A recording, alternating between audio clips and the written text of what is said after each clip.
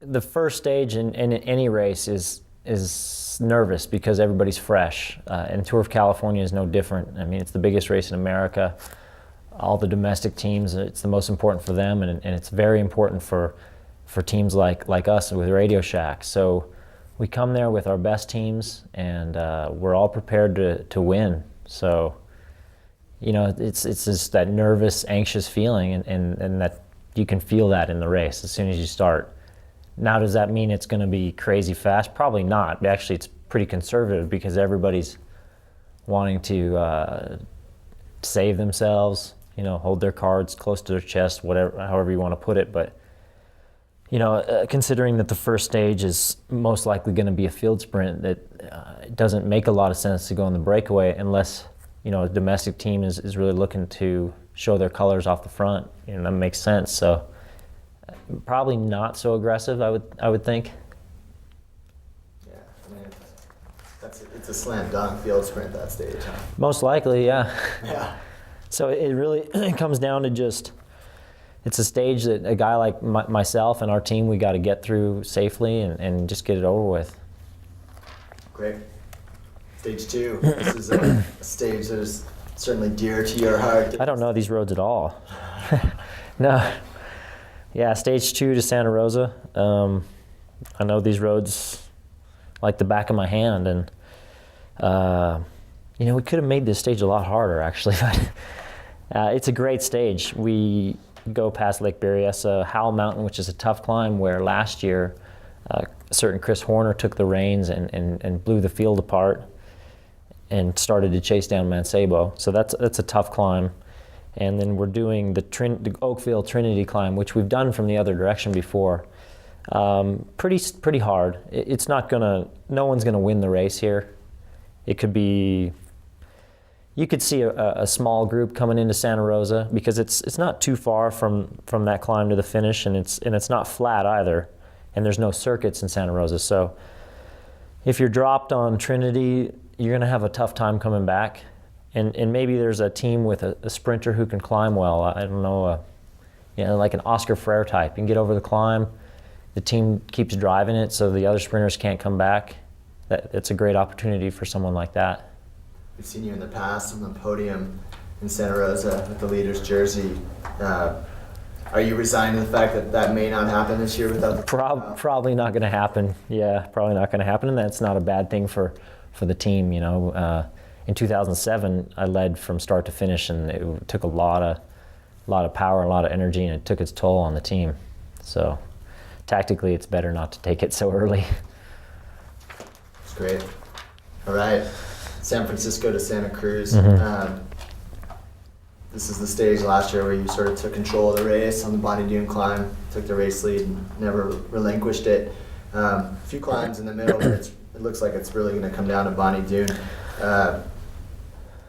There's a lot of different questions for me to ask on that stage. I mean, your memories of last year, how decisive it could be this year, and also a question that's sort of more overlying, just like people's fitness in May versus February. Mm-hmm. You were able to put the hurt on everybody last year. You were the most fit guy in the race. Mm-hmm. Let's start with your memories of that attack last year. I mean, it was a little bit impulsive, is that right? Oh, definitely.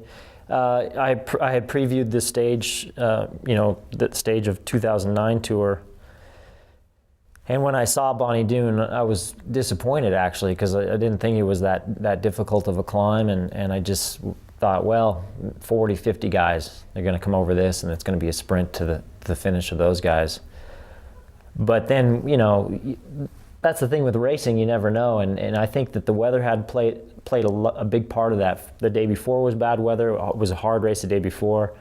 This stage to Santa Cruz was also really bad weather. And yeah, it's February. I think I just out-trained everybody throughout the winter for the Tour of California. And when it came to Bonnie Doon, people they were tired, they were miserable, they were cold, and I just had a moment where I felt great. Popo and I were at the front. We noticed Mancebo was suffering and dropped. He was actually getting dropped.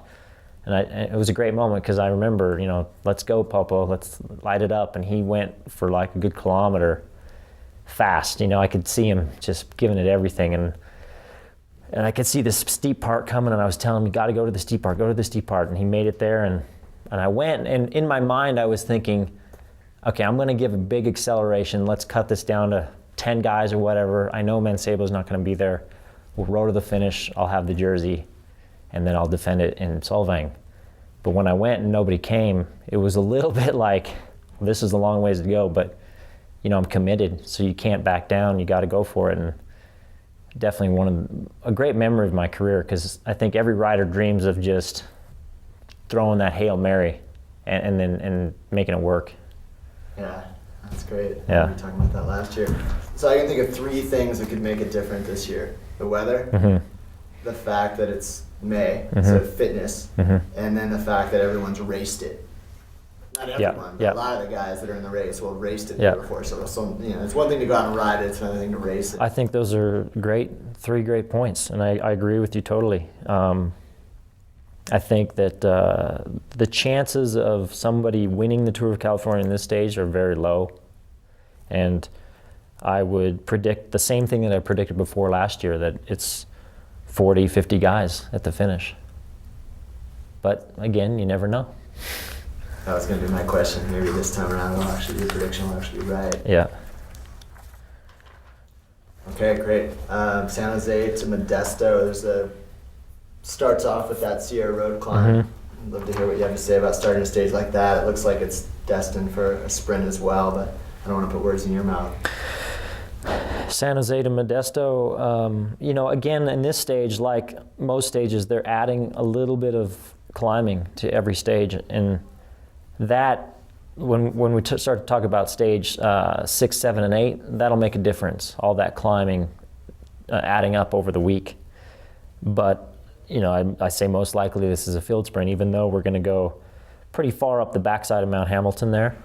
It adds a lot of additional climbing than what we had last year. Last year we did, I think it was Patterson Pass, which is just a bump compared to that.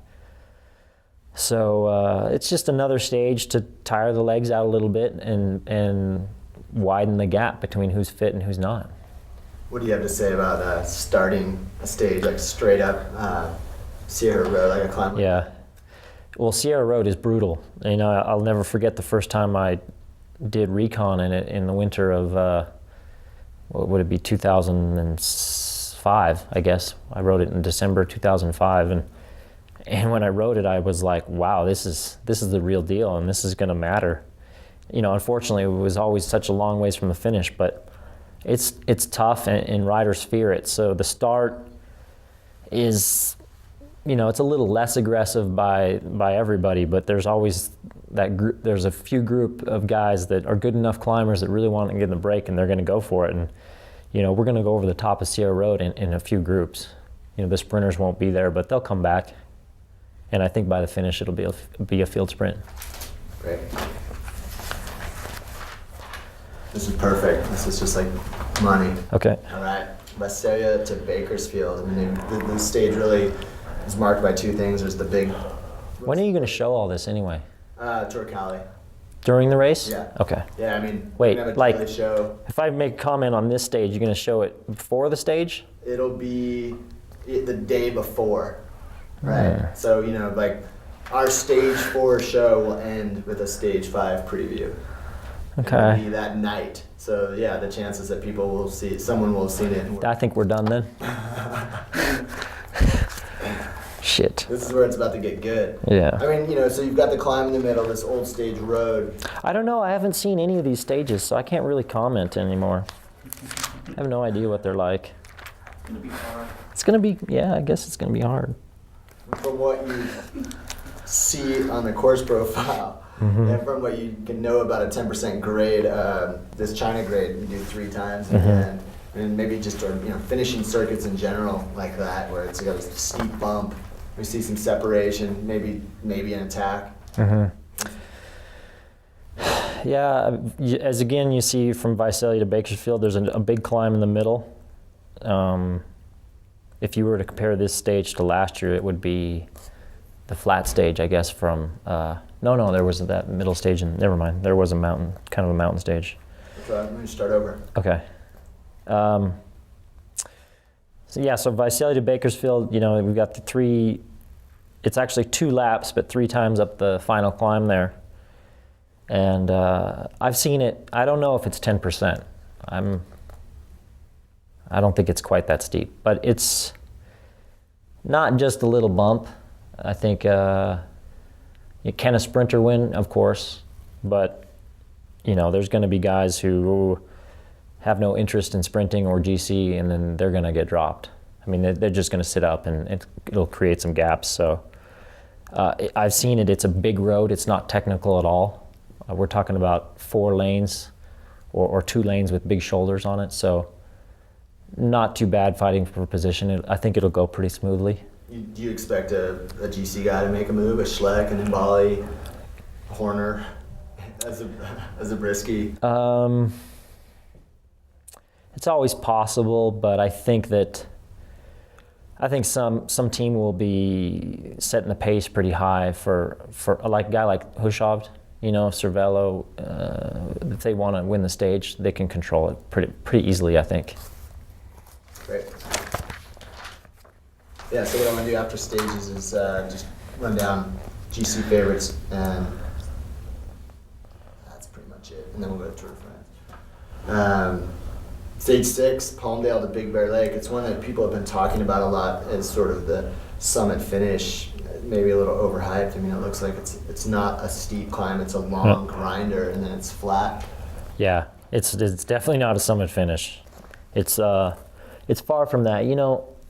I was talking earlier about the chances of someone winning on this certain stage were very low, and I think that the same thing with this, the chance that someone's going to win the Tour of California on this stage is actually pretty low. It could become tactical because the group gets small and then it gets a little out of control with the tax going. But, we don't have that stage where, hey, this is the climb. The spectators are going to come out in droves, line the climb, because there is no doubt that's where it's going to go down. It's where it's going to blow up. You're going to see every man for himself, giving it everything they have, digging deep to win the race. That's not going to happen here. I've ridden it numerous times. It's a hard day. That being said, it's a hard day. It's a long day. It's windy. It's all at altitude. So it's going to really take toll out of people, but the climb up to Big Bear is a lot of big chainring, and people just will be getting a lot of draft is the bottom line. From the very top to the finish, it's a long ways. We go the long way around the lake, and I just don't see one person or even 2 people going for it and making it. Seems like what you were saying about stage 4, the same could be said for this stage. Like, this stage isn't going to be decisive, but it's a huge amount of climbing, and then you've got the TT the next day. Yeah. And then, so it's like this is the softener for the time trial, definitely. If you don't get rid of a guy like Cancellara on this day, though, it could be worrisome. But again, at least he's not going to pass this day as well as some other people. So we'll see. Like I said, it's windy. It's all at altitude. It's a very long day. It's going to be a long day in the saddle, and people are going to feel it the next day in Los Angeles. Let's go with that. It almost seems like with the Tour of California, with any stage race, but particularly with the Tour of California, given its history, you almost can't overstate the importance of the TT. Yeah. Again, I think in 2010, the time trial is the most important day. That's where most likely the race will be won. And the LATT is, it's a huge undertaking. For AG and medalists to pull this off is quite extraordinary, because it's a zoo down there. I rode it in training, and it was nearly impossible. That being said, it's windy, it's rough. It has a couple of little kickers that aren't easy, and people are going to be suffering from the day before. It's a stage that Brisky's going to be targeting. Any GC rider is going to be targeting, but particularly time trial specialist, lives in LA. You've said that you think Dave is the favorite. I don't know how much of that is you sort of deflecting the spotlight off yourself, but. Yeah, I think that, well, I was judging that off of Missouri from last year, and he rode a great Tour de France, and he's getting better. I think that's pretty evident now that we see that at Gila. But we can't forget about the guy who's leading Tour of Romandie right now, Michael Rogers. He's a big threat, and I said it before, if you don't get rid of Cancellara before this point, then you got something on your hands. Okay, final stage. This is the first time this stage has been ridden. I don't know, are you familiar with the Rockstore Loop? I Have you ridden it? have to be honest, I haven't ridden it. Yeah, I think that it's 4 circuits with an uphill finish. No, at this it's point- not uphill finish. You finish down on the flat, Thousand Is that Oaks. right? Yeah. You actually start in Thousand Oaks, and then you come into the Westlake Village, and then you do 4 laps, and you finish down. Okay. Yeah. Glad for the correction there. So at this point, there's a week of racing in the legs. It's the day after the TT. It's not an easy. It doesn't look like an easy stage. It doesn't No. look particularly tough, but Not easy at all. Certainly not if you have the leader jersey and your team is trying to control the race. That will be very difficult. Then again, if you've got to that point and you're in the lead, you're strong. You have a strong team, so you should be up for it if you don't make any mistakes. Like I said, I have to be honest. I haven't ridden it. I've heard conflicting reports. I've heard it's hard. I've heard it's not so hard. The elevation gain isn't huge. I know the downhill's really fast. I've heard that. But we do it 4 times, so we'll have a chance to see it. do you, without having seen the course, do you think it's possible that there can be GC change on a stage like this? Anything's possible. I mean, look at the Santa Cruz stage last year. I would have said 40, 50 guys, and it was just 2 of us at the finish. So you never know. That's what bike racing is all about. Yeah, talk about nothing to lose. Certainly that's the day when Yeah, exactly. That's the day when somebody who's close and they're angry, they're going to throw it all into it. for some good racing. Yeah. Great. Let's just go down. You can probably tell me how you rate them as a threat for GC. We already talked about Zabriskie, Andy Schleck. Yeah, I thought about that.